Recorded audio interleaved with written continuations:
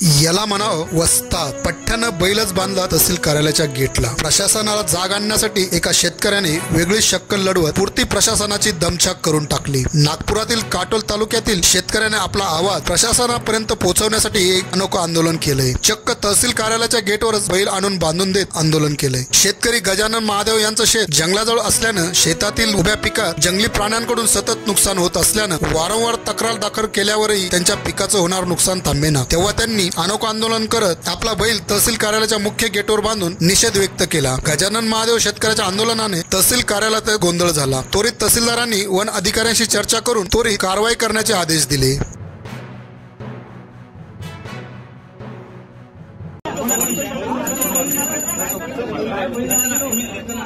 पत्रकार कर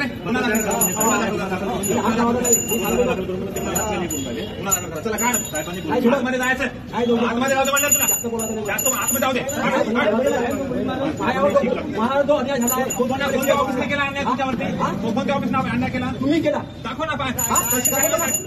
तहसील कार्यालयाने काय केलं दाखव ना.